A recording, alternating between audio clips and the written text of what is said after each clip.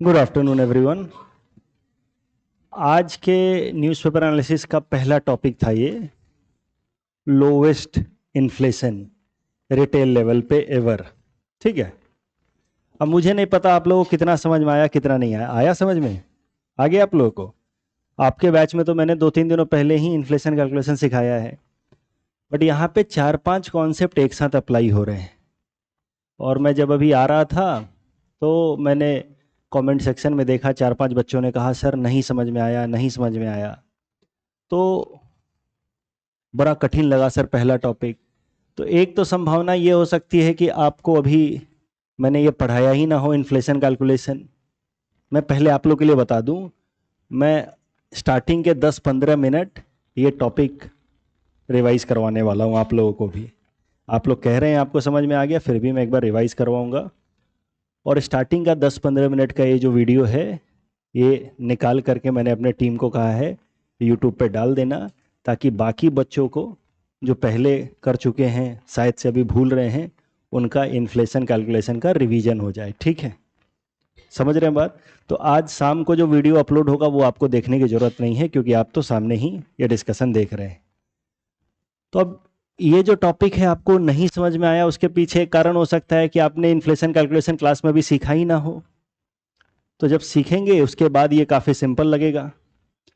दूसरी संभावना हो सकती है कि सीखा था लेकिन भूल गए, तो एक बार रिवाइज कर लीजिए मेरे साथ, और इसके थ्रू आपको एक बार फिर पता चलेगा कि मैं क्या कहता हूं, क्यों न्यूज़पेपर एनालिसिस इंपॉर्टेंट है। Look, in newspaper analysis I don't cover only current events, ये तो होता ही है, but at the same time I cover many दो topics which are actually application of our static concepts. जैसे for example this topic, they are not going to ask in the exam कि बताओ अक्टूबर महीने में कितनी महंगाई थी रिटेल लेवल पे, ये प्रश्न थोड़ी आएगा। बट फिर भी मैंने ये टॉपिक क्यों चुना? ताकि जो क्लास में हम लोग कॉन्सेप्ट्स डिस्कस करते हैं उसका एक बार आपको एप्लीकेशन यहाँ दिख जाए। उससे क्या है कि वो कॉन्सेप्ट्स आपके दिमाग में कॉन्सोलिडेट हो जाते हैं, and then during prelims MCQ solve करने में हेल्प मिलेगा, या फिर मेंस में आंसर लिखते वक्त you can write in more natural manner, अगर आपने चीज़ों को एकदम इनकलकेट किया हुआ है तो। इसी कारण से मैं कुछ इस तरह के कॉन्सेप्ट्स भी या टॉपिक्स भी न्यूज़पेपर एनालिसिस में डिस्कस करता हूँ। राइट, एक बार जरा देखते हैं कि यहाँ पे क्या क्या कॉन्सेप्ट डिस्कस हुआ है इस टॉपिक में। इसी रिटेल इन्फ्लेशन लोवेस्ट, तो अक्टूबर 2025 में जो बीता हुआ महीना है उसमें रिटेल इन्फ्लेशन जो है 0.25% पे आ गया, यानी कि सीपीआई लेवल पे इन्फ्लेशन 0.25% पे आ गया, and this it is lowest ever since this series began. तो इसका क्या मतलब है? Since this series began in 2012, CPI calculate करने के लिए बेस ईयर कौन सा लिया जाता है? 2012 का। दैट मीन्स ये जो अभी सीपीआई कैलकुलेट करने की सीरीज है इसकी शुरुआत कब हुई? 2012 में। उसके पहले कुछ और बेस ईयर होता होगा। ठीक है, सो जब से हमने 2012 वाला सीरीज लेना शुरू किया है तब से अभी तक में ये लोवेस्ट इन्फ्लेशन रेट है। ठीक है, CPI inflation is the lowest, ये मतलब है ये 2012 सीरीज का। अब एक दो दिनों पहले आपके बैच में हमने डिस्कस किया कि when we take food fuel plus non food non fuel items together, यानी कि लगभग सारे आइटम्स को हम लोग ले लेते हैं साथ में और तब प्राइस को ट्रैक करते हैं, उसको कहा जाता है हेडलाइन इन्फ्लेशन। जब उसमें से फूड एंड फ्यूल को एक्सक्लूड कर देते हैं then it is known as core inflation. ठीक है, तो ओवरऑल महंगाई कम हुई है, 0.25 हुई है। तो इसके पीछे क्या कारण रहा होगा वो ढूंढा गया जब, तो पता चला कि एक बड़ा कारण है कि फूड आइटम्स के दाम जो हैं वो बहुत कम हुए हैं। ठीक है, फूड आइटम्स के दाम जो हैं वो बहुत गिरे हैं, यानी कि साल 2024 की तुलना में 2025 अक्टूबर में, ये है साल 2024 का प्राइस, 2025 अक्टूबर में फूड आइटम्स के दाम 5% कम हो गए हैं। तो food related inflation is in negative 0.5 5%। ठीक है, तो food related inflation is in negative 5% cheaper हुआ है। तो एक कारण तो ये बताया जा रहा है कि फूड आइटम सस्ते हुए। अब मैंने बार बार कहा आज के एनालिसिस में कि सीपीआई इन्फ्लेशन कैलकुलेट करने में फूड आइटम्स का वेटेज सबसे ज्यादा होता है। तो जब फूड आइटम सस्ते होंगे तो उसका इंपैक्ट तो दिखेगा ही दिखेगा। याद है फूड रिलेटेड आइटम्स का वेटेज कितना होता है? क्लास में मैंने बताया था 46% के आसपास, राइट। सो आप लोग तो ताजा ताजा पढ़ रहे हैं तो आपको तो याद होंगी, बट बाकियों के लिए मैं करा दूं एक बार कि हम लोग क्या मेथड देखते हैं। इंपॉर्टेंट आइटम्स चुना, इंपॉर्टेंट आइटम्स मैं कई सालों से 3 ही चुन रहा हूं, सिर्फ आपके बैच के लिए नहीं। ठीक है, BTS और वेटेज डमी नंबर दिया 50, 30, 20। So important items on the basis of their significance in our life, and then weightage is assigned on the basis of relative importance. And then what we do in the current year, we take these important items, multiply with their weightage. We do it for the base year, और हम लोग ये monthly निकालते हैं। तो अभी बात किस महीने की चल रही है? अक्टूबर महीने की। मैं अभी बता दूं, जिनका हो गया है वो रिवाइज कर पाएंगे अच्छे से, जिनका नहीं हुआ उनको तो झटका लगेगा ही। तो बेस ईयर में पहले जाते हैं, इंपॉर्टेंट आइटम्स का प्राइस लेंगे, वेटेज से मल्टीप्लाई करेंगे, जो भी वैल्यू निकल करके आएगी उसको इंडेक्स कितने से कर देंगे? 100। तो करेंट ईयर वाली वैल्यू जो आई थी वो अपने आप उसी हिसाब से अरेंज हो जाएगी। ये कहा जाएगा करेंट ईयर का CPI, consumer price index, right. And so many times I have told you कि CPI is different from CPI inflation.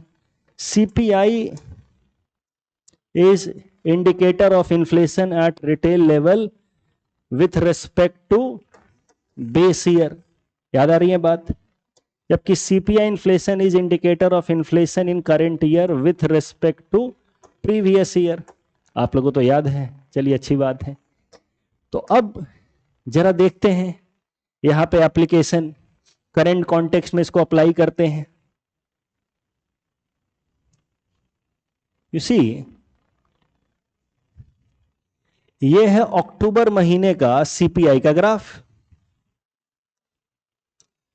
तो जैसे अगर हम कहें कि साल 2023 में consumer price index was 185.3, it simply means कि बेस ईयर की तुलना में, क्योंकि बेस ईयर में इंडेक्स कितना होगा? 100। बेस ईयर की तुलना में साल 2023 में रिटेल लेवल पे चीजों के दाम 85.3% बढ़ गए हैं। That is the simple meaning of it, right. Current year का इंडेक्स कितना है? करंट ईयर 2025 के अक्टूबर महीने का इंडेक्स कितना है? 197.3, राइट। तो इसका मतलब यह है कि बेस ईयर के तुलना में, बेस ईयर के अक्टूबर महीने के तुलना में करंट ईयर में चीजों के दाम 97.3% बढ़ा है। ठीक है, अक्टूबर 2024 पिछले साल, उसका इंडेक्स कितना है? 196.8, राइट। अब इन दोनों के बीच का जो अंतर है वही CPI inflation for the month of October होगा। So that is going to B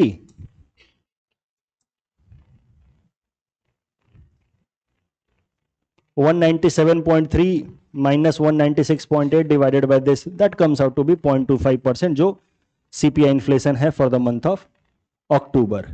are you getting? अब इसमें कारण जो बताए गए उस पर एक बार फिर से आते हैं। एक कारण बताया गया कि जीएसटी रिड्यूस हुआ है। जीएसटी रिड्यूस होने के बाद ये पहला महीना था जिसमें पूरे महीने पे जीएसटी रिडक्शन का इंपैक्ट आया है, क्योंकि सितंबर के बीच बीच में कहीं पे 22-23 सितंबर को जीएसटी रिड्यूस हुआ था। तो जीएसटी रिडक्शन का ओवरऑल इन्फ्लेशन में इंपैक्ट पहली बार किसी मंथ पे अगर पड़ा है तो वो अक्टूबर 2025 था। तो पहला कारण ये है। Drop in food prices, food prices का आप इंपैक्ट देख रहे हैं। फूड प्राइसेस का दाम गिरा है 2024 के अक्टूबर की तुलना में 2025 में, और फूड आइटम्स का वेटेज सबसे ज्यादा है, तो उसका इंपैक्ट तो दिखेगा ही ओवरऑल इन्फ्लेशन में, राइट। तीसरा point, impact of base effect. इसको एक बार समझने के लिए वापस से यहां आ जाते हैं। आप इमेजिन कीजिए कि करंट ईयर में इंडेक्स 197.3 ही था, ये इमेजिन कीजिए। यानी कि करंट ईयर में जो प्राइसेस थे वही थे, जो हैं सो हैं। लेकिन अक्टूबर 2024 में, यानी कि पिछले साल चीजों के दाम उतने नहीं बढ़े होते, तो ये परसेंटेज इन्फ्लेशन ज्यादा दिखता कि नहीं दिखता?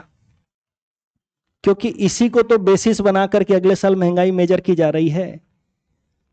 तो जब भी हम सीपीआई इन्फ्लेशन निकाल रहे हैं तो last year is being treated as base, and if last year में चीजों के दाम ज्यादा थे, ओवरऑल महंगाई ज्यादा थी, तो अगले साल ठीक ठाक सी महंगाई भी ज्यादा नहीं लगेगी। अगर पिछले साल प्याज 100 रुपए किलो बिक रहा था, इस साल प्याज 100 रुपए ही किलो बिके, तो प्याज की महंगाई कितनी हो गई? 0%, क्योंकि पिछले साल ही ऑलरेडी बेस ज्यादा था। The same is happening here. कहा जा रहा है कि लास्ट ईयर अक्टूबर 2024 में महंगाई थोड़ी ज्यादा थी। सी, ये है साल 2023 का इंडेक्स, ये है 2024 का इंडेक्स, ठीक है।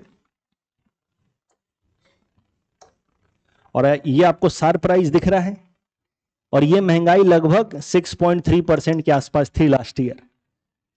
यही कारण है कि इस बार थोड़ा सा दाम बढ़ा पिछले साल की तुलना में। ओवरऑल तो ठीक ठाक सा दाम है ही, लेकिन अब महंगाई निकाली जा रही है इसको बेसिस बना करके, तो it appears to be only 0.25%। अगर पिछले साल इतना नहीं बढ़ा होता तो इस साल महंगाई ज्यादा दिखती। सो बेस इफेक्ट का मतलब we are taking the previous year as a base to calculate inflation. Suppose last year अगर महंगाई बहुत ही ज्यादा होती, ये इंडेक्स अगर 197 से भी ज्यादा होता, तो करंट ईयर में तो सेम प्राइस के बावजूद भी इट वुड अपीयर कि there is no inflation, there is actually deflation, right. Negative में इन्फ्लेशन को तो डिफ्लेशन ही कहते हैं। So base also plays role, and you see last year inflation was high, 6. If I'm not wrong, it is not even 6, it is 8.21. 8.21% था last year. तो पिछले साल जब महंगाई ज्यादा होगी तो इस साल उसका इफेक्ट दिखेगा। उसी को कहा जाता है बेस इफेक्ट। ये जो है ज्यादा है, ठीक है। 8.21, इसी कारण से ये जो है वो ओनली 0.25 दिख रहा है। तो ये तीन मोटे मोटे कारण हैं क्यों इस अक्टूबर महीने में महंगाई कम दिख रही है। पहला है जीएसटी का effect, easiest point two understand. दूसरा है फूड आइटम्स का दाम गिरा है और फूड का वेटेज सबसे ज्यादा है। और तीसरा है बेस इफेक्ट, ठीक है। इसके बेसिस पे यूपीएससी का ये वाला सवाल पहले कर लेते हैं। A rapid increase in the rate of inflation is sometimes attributed to, rate of inflation बहुत ज्यादा बढ़ा हुआ दिख रहा है, it is attributed to base effect। कभी कभार जब महंगाई बहुत ज्यादा होती है तो उसके पीछे का कारण बताया जाता है बेस इफेक्ट। क्या है ये बेस इफेक्ट, ये पूछ रहा है। It is the impact of drastic deficiency in supply due to failure of crops, ऐसा कुछ भी नहीं है। It is impact of surge in demand due to rapid economic growth, ऐसा भी कुछ नहीं है। It is impact of the price level of previous year on the calculation of inflation rate, दिख रहा है, ठीक है।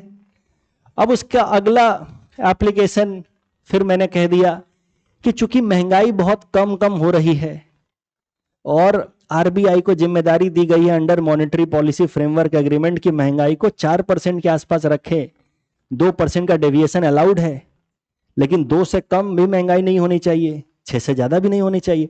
और अब महंगाई पिछले कुछ महीनों से 2 से कम चल रही है, यह भी अच्छी बात नहीं है। It is not a good sign for the economy, right? तो अब इस केस में आरबीआई क्या करेगी? आरबीआई की जो मॉनेटरी पॉलिसी कमेटी है, मोस्ट प्रोबेबली जो अपनी अगली मॉनेटरी पॉलिसी रिव्यू करेगी, जो होने वाली है दिसंबर में, 3 से 5 दिसंबर के बीच में, वहां पे एक्सपेंशनरी मॉनेटरी पॉलिसी अपनाएगी। और एक्सपेंशनरी मॉनेटरी पॉलिसी के लिए वो रेपो रेट को कट डाउन करेंगे। अब रेपो रेट क्या होता है वो आपके बैच में मैं आज पढ़ाने वाला हूं। Are you waiting? So you see so many concepts together are in display here in this particular topic. Likewise हर दिन न्यूज़पेपर एनालिसिस में कुछ ना कुछ कॉन्सेप्ट्स अप्लाई होते हैं, स्टैटिक आइडियाज जो हम लोग क्लास में डिस्कस करते हैं, उनका एप्लीकेशन होता है इन करंट टाइम्स, और वही आपको एग्जाम में लिखना भी होता है। जैसे if a question comes on inflation, अगर एक जेनरिक सवाल है तो भी आपको एग्जाम्पल के तौर पर लिखना पड़ेगा कि for example in the month of October 2025 inflation rate was very low, it was attributed to that. This kind of question may asked in the mains also, कि what is base effect for the purpose of calculation of inflation. Such kind of questions may be there in mains exam as well. तो वहां पे you need to pick examples from current times, and there you will be able to pick only when you have felt, you have actually inculcated these concepts and have seen its application in current times. क्या आपको बात समझ आ रही है? तो भूलिए मत, चीजों को रिवाइज करते रहिए और करंट अफेयर्स में उसका एप्लीकेशन देखते रहिए।